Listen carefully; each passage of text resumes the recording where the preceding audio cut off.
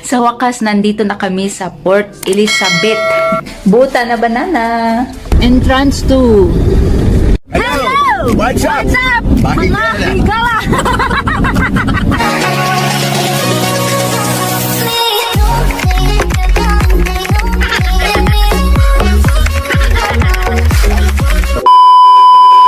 Good morning, mga kahigala! I'm back! Sa wakas, nandito na kami sa Port Elizabeth. Kumusta mo mga kahigala? Pang 3 days namin today, no, dito sa Port Elizabeth, dito sa bahay na to. Hindi ako nakapag-update sa inyo pagdating kay, na no, 10 hours ang biyahe, tapos sakit ang atong lubot, no, sa kakaupo. Tapos si Banana din, no, pagod sa kakadrive. So, ngayon, nandito na kami. Medyo gimingaw pa ko sa akong mga friend doon sa Somerset West. Yung pagdating namin dito is syempre, nagligpit-ligpit tayo, no, naglagay ng mga gamit. Tapos, till yesterday, no, tapos naggrocery din kami kay wala kaming mga dalang mga meat, mga ganon, kasi inubos namin bago kami pumunta dito.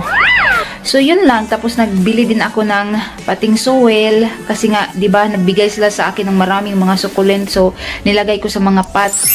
So yun, so ngayon another day na naman. Si Banana is sumaglit pumunta sa trabaho, pero I think is half day lang siya. So maglinis muna ako kay medyo marumi ang bahay, no?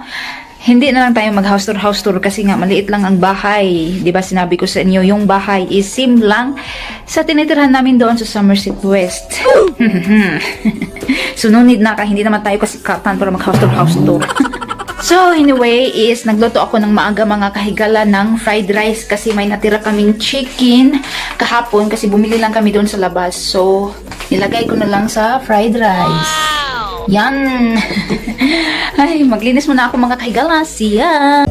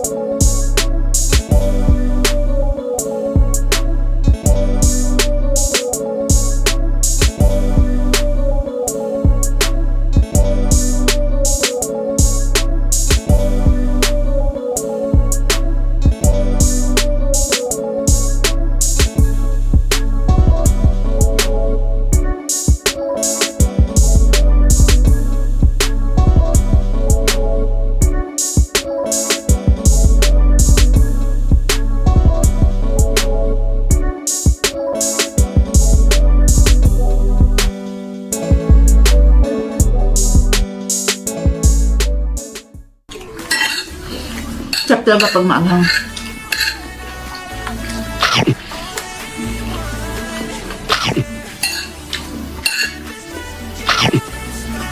Mm.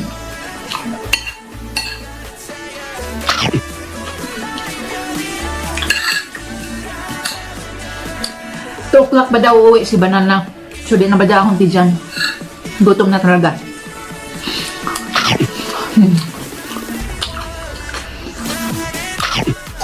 Alright.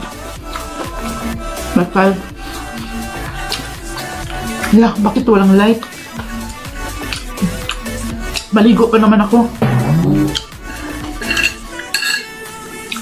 Paktay tayo dyan. Lubat din ako. Tapos na. Inom tayo ng soft drinks. Kaya hanggang kaayos ko soft drinks mga kahigala. Babalik ako sa inyo mamaya. Kasi maligo pa ako. Tapos lubat ako ba? Baka wala to. Hindi na tayo makablog maya-maya. Nandito na si Banana. Kakarating pa lang niya. Galing ko nag-blower sa aking buhok. It's too heavy, mahal. Nagdala siya ng washing machine. Na second hand ba? Kainan na.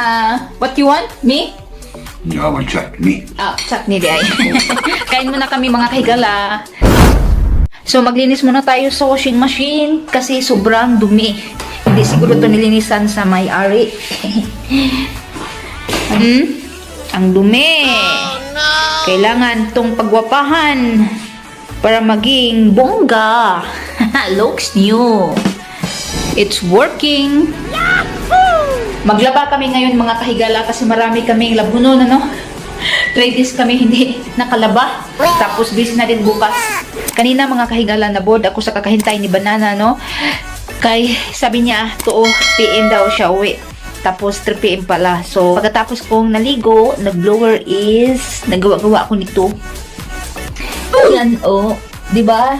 Naalala niyo to, yung binili namin ni Banana sa second hand din.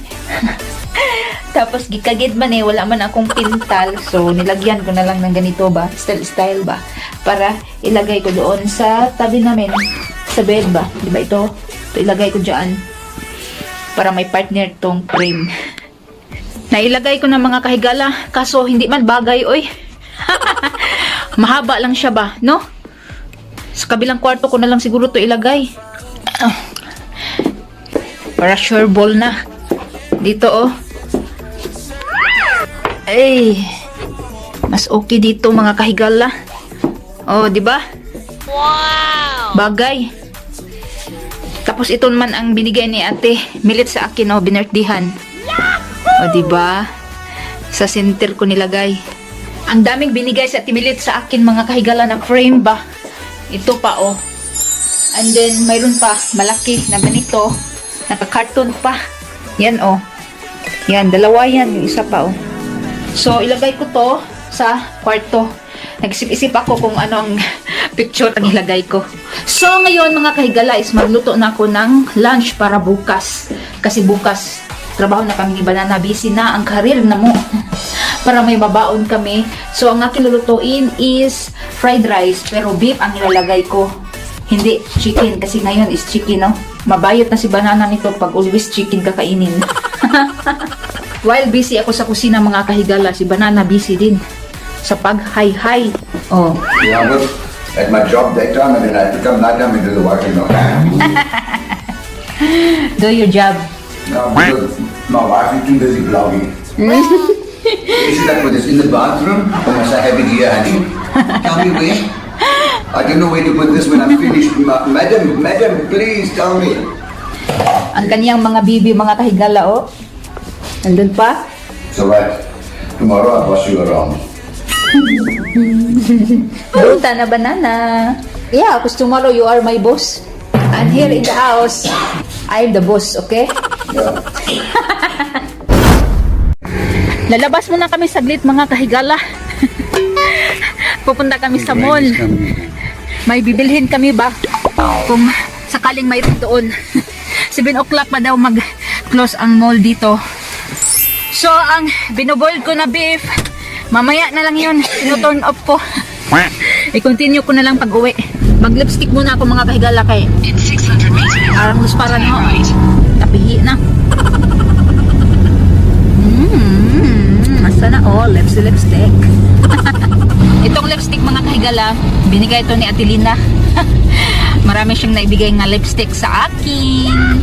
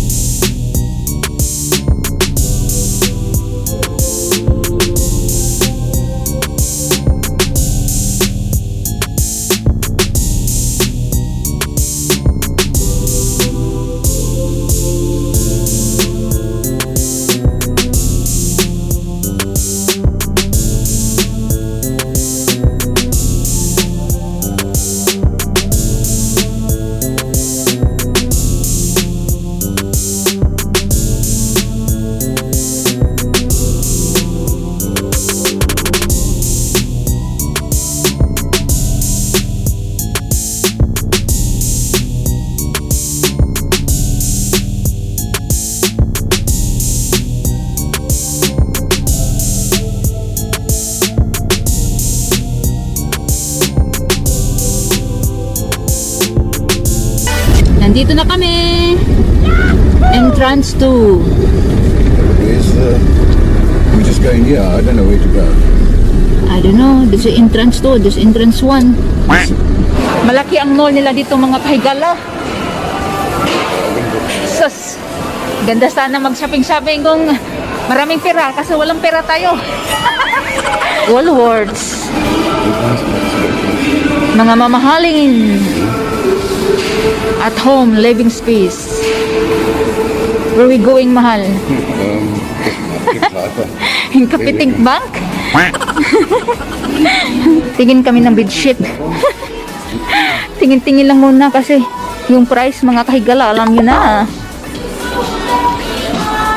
Bili kami nito mga kahigala kay 179 lang. Nasa bahay na kami mga kahigala.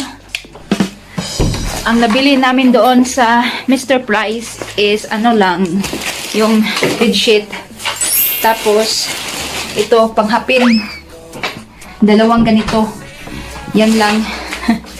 Ang bibilin sana din namin is, ay hadyan ba sa mga nilabhan namin. Kaso, wala. Mayroon pero dali ra maguba. So, naghanap kami yung matibay talaga ba. Wala man doon. So, may time kami bukas. Pupunta kami sa ibang store.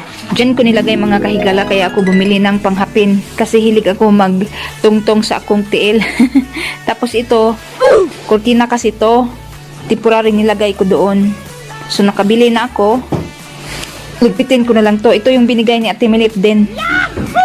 Nilagay ko na lang diyan mga kahigala kaysa iligpit, 'di ba? Ito na yun red ang napili namin. 9 o'clock na dito sa gabi mga kahigala. Tapos ko palang nagluto, no? So, banana is natulog na. Hindi ba pala? Nagdut-dut ba sa kanyang uyan? So, that's all for today mga kahigala. Ang lagi niyong tandaan is be patient, be humble, be simple sa buhay para always happy and most of all be kind. Bye and good night!